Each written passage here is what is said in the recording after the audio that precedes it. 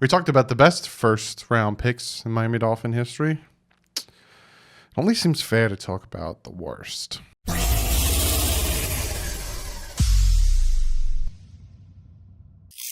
What is up, Finn fans? Yes, you guys are watching this on the 14th, Wednesday. Tomorrow will be 2 weeks until the draft. So I have a lot planned for you guys. I'm going to give you guys a quick rundown of all the stuff I got planned. But before we jump into that, this is what's going to entail. So you can fast forward, do whatever you need to do. Got to do my shout outs. I'm going to give you a rundown of what's going to happen with the rest of this week, next week, and the beginning of the draft week. Then I'm going to get into worst picks, first round picks ever, Miami Dolphins. And then we get to comment of the day. So that's the order. So let's get to the shout outs first and foremost. I normally do this at the end, but I'm going to shout these guys out first and foremost. Miami Sports Music. Be sure to check them out. Fantastic site. A ton of great podcasts over there. They have their YouTube channel, all that great stuff. You could see I popped it up. Be sure to check it out. They got a lot of cool stuff going on, and they got something really cool going on for the draft. Next, patchwives.com. Use the promo code DDW. You get yourself 20% off. Fantastic stuff. Patches, t-shirts, all that good stuff. Also have to shout out a new patron, Draft Gallery. Thank you so much for joining. Again, if you guys feel like you want to join the Patreon or the membership, you just hit the join button. Patreon is linked below. Okay, those are the shout outs. Now, this is what I got planned, right? I did tight ends on Monday. Today, we're doing the worst picks of the first round. Friday, I'm talking tackles. Top 5 prospects on tackles, right? Then we got Saturday, Sunday. The 19th, the week of the 19th, I'm cramming it with videos. So if you guys love my videos and you like all that good stuff, I'm getting it to you. I'm giving it to you. So Monday, we're doing guard centers. The 20th, Tuesday, we're doing defensive line. The 22nd, I'm having Professor Klump or Jeremy Klump on to help me with the corners, with the 22nd, we got linebackers, and on the 23rd, I'm having Professor Klump, a.k.a. Jeremy Klump, on to help me with the corners. Then the 26th, I got safeties that we're going to talk about. I'm going to have Jason Sarney from Fin Maniacs on to help me with that. And then on the 28th is my final mock draft before the draft on the 29th and the 30th, which I will be live for those 2 days, the first round and the second and third. I will be live, but not on the first. I won't be live on the first, but I will be talking about who we take for 5th, 6th round, 7th round, even though we don't have a 4th and a 6th rounder. But so that's what if you want to jot it down, that's what's going on. Ton of videos for the next 2.5 weeks. So if you haven't yet, hit that subscribe button. So now let's jump into what the video was titled about, which is the worst first round picks in Miami Dolphin history. Now, to qualify for a worst, right? Now, some people might say, hey, Ted Ginn was one of the worst. No, he wasn't. Still playing in the league, has had a ton of playoff, appearances. He is not one of the worst. Some people might say Ronnie Brown, which makes no sense to me. Some people might say, well, Micah Fitzpatrick is one of the worst that we took because he's not on the team anymore. No, because his talent level is very good. Just so happened, to be the worst, you have to be bad. So we're going to talk about the worst. There's no specific order. I didn't number them or anything. So there's no specific order. I'm just going to run it down. You might notice that I might have saved some people for the end of the list. Give it a little entertainment, some suspense. I don't know. But we're going to jump into it. Billy MILNER. 1995. You might even be like, who? Exactly. 1995, 25th overall pick. I don't know what's happening to me. He only played 2 seasons for the Dolphins. It's just, for a first rounder, 2 seasons, he didn't do anything. And what makes this worse is they passed on Derek Brooks, they passed on Curtis Martin, and they passed on Terrell Davis to take Billy MILNER. Also, Jackie Shipp, linebacker, 1984 draft, 14th overall. He played for us for 6 years. So you're like, wow, he played 6 years? How is he? He had 1 sack and 1 interception. That's it. It wasn't good. This one, I watched him get drafted. This one's It's a little torments me a little bit. Jason Allen, 2006, 16th overall pick. Just wasn't good. He went from safety to corner, back to safety. And what makes it worse is he held out of training camp. But this is back in the day before they had the rookie wage scale, which means like where you're getting picked, you're going to get paid about this amount of money. First round, second round, third round, you're getting paid about this much. This is it. Back then, the rookies would be like, first rounders are like, I deserve this much. He held out. And what makes it even worse is the Dolphins could have took Antonio Cromartie instead of Jason Allen. Here's one that's really gonna hurt you. You know, there's that myth out there that the Dolphins never tried to get Marino running backs, and that's on the list of mythbusters. Well, they tried with this guy, Sammy Smith, running back, 1989 draft, 9th overall pick, 17 fumbles, 15 touchdowns over 3 years. 17 fumbles. 15. He had more fumbles than he did touchdowns. And again, Armstrong we could have got. Andre Rison we could have got. Steve Atwater we could have took. Dolphins tried to get running backs. John Avery. 1998 draft, 29th overall. He played 17 games for the Dolphins.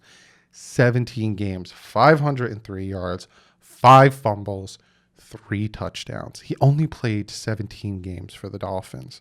And what hurts even more, and I'm sorry I keep digging this dagger in, is they passed on Ahmed Green and Hines Ward to take John Avery. His next name, you're going to be like, wait a tick. I've heard that last name before. Aren't 2 of them in the NFL doing really well? That's John Bosa.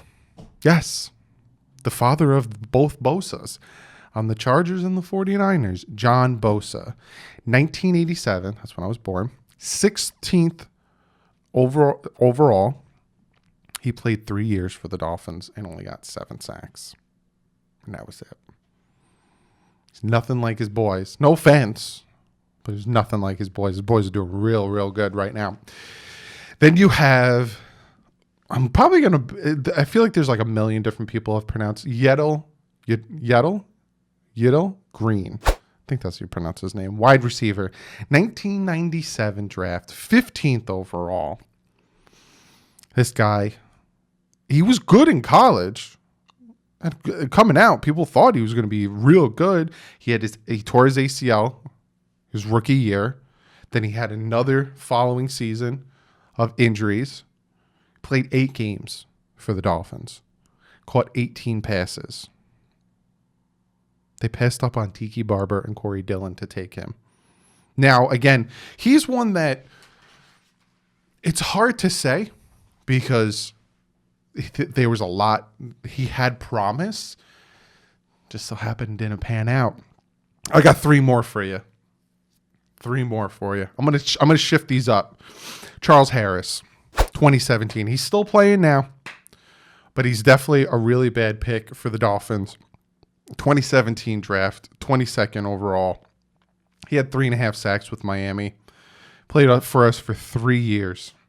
3 years. But the sad thing is, there was 2 very good players that went by when the Miami Dolphins took Charles Harris. One of them being TJ Watt, who went 30th overall to the Pittsburgh Steelers. Imagine we took TJ Watt instead of taking Charles Harris. How different it would be in that situation. Also, Tre'Davious White went to the Buffalo Bills at 27. 2 very good defensive players that they could have took. I wanted Barnett, but he went 6-7 picks ahead to the Eagles when we took Charles Harris. Then we have JAMAR FLETCHER. You guys knew he was going to be on this list. JAMAR FLETCHER, 2001 draft, 26th overall. The thing that sucks the most about JAMAR FLETCHER's pick, right? 2001. Dan Marino retired. Not in 2001, but Dan Marino's retiring. We're still looking for that quarterback. Drew Brees is sitting there, and the Miami Dolphins take JAMAR FLETCHER. All right, Doug, well, maybe he would have panned out to be a really good corner. Well, the Dolphins already had Patrick Surtain and Sam Madison on the team. Why are you taking JAMAR FLETCHER? Drew Brees is sitting there, 26. take Drew Brees. Then we wouldn't have this Dante Culpepper Drew Brees situation because we took Drew Brees instead of JAMAR FLETCHER. He played for us for 3 years. He played 6 games and only had 2 interceptions, JAMAR FLETCHER. I wonder what Drew Brees has been doing. I heard not much. And you can't have a list of the worst first-round picks in Miami Dolphin history without this man. DION Jordan. Yes. 2013 third overall pick. What makes it worse about DION Jordan is that we traded up. We traded in front of the Philadelphia Eagles with the Oakland Raiders. We only gave up a second-round pick, though. We didn't give up much. I remember when the trade happened, I was like, what did they give up? Just a second? Because we jumped a lot. I don't remember where we were initially, but we jumped up a lot. And we jumped in front of the Eagles.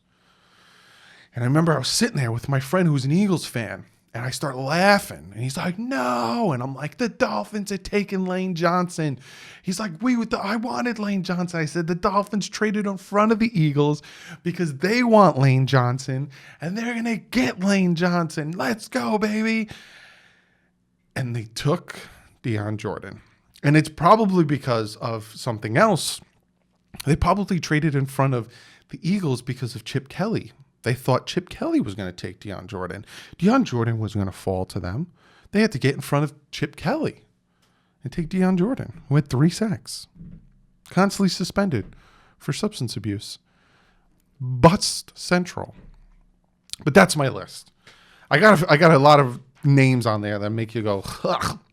But if I missed any, comment it below. Let me know. Who are your... let's just get rid of this list. No more of these. No more of these.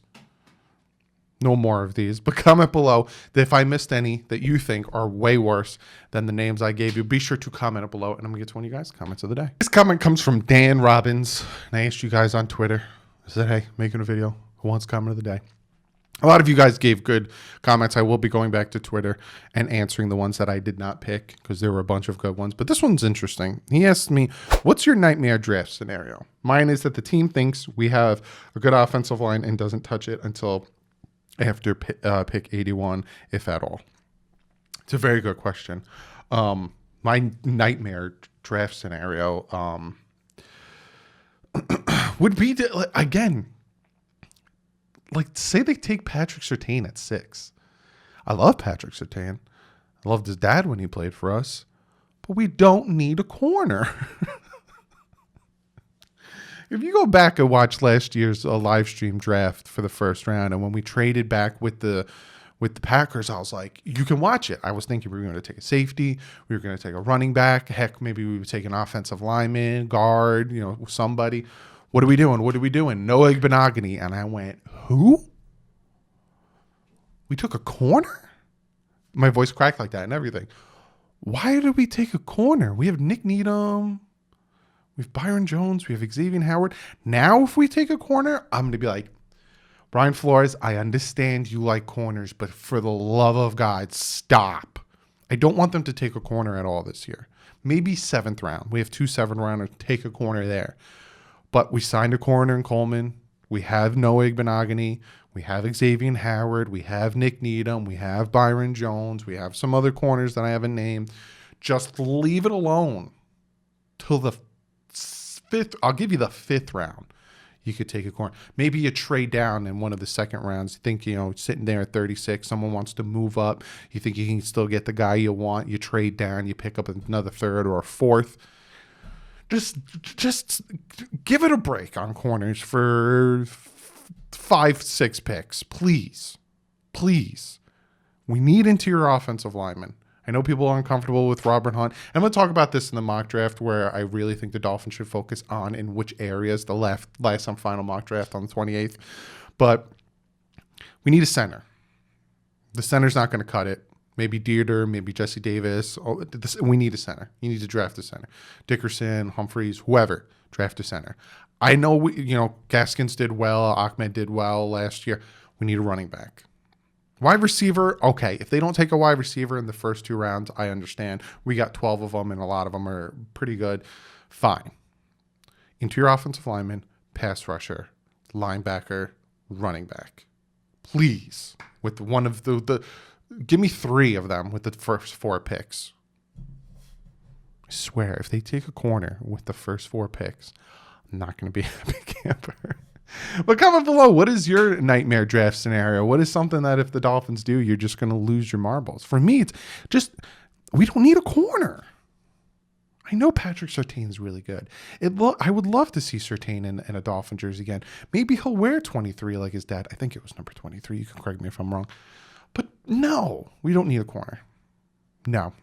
Not unless we trade back, and in the trade back, we pick up a guard or something. Quentin Nelson. For some reason, Colts want to move all the way up to 6. They trade us Quentin Nelson. And then where we're sitting, we take Surtain. Then fine, I'll be happy. But other than that, please. But be sure to comment below. Other than that, guys, like I said, jam pack next week and the week after. Hit that subscribe button. I got 4 videos for you next week, and I got 2 videos and the live stream Thursday and Friday of the draft. So be sure to hit that subscribe button. Other than that, guys, I will see you Friday talking about the top 5 tackle prospects. And then we got guards and center on Monday. But like usual, stay classy. Fins up.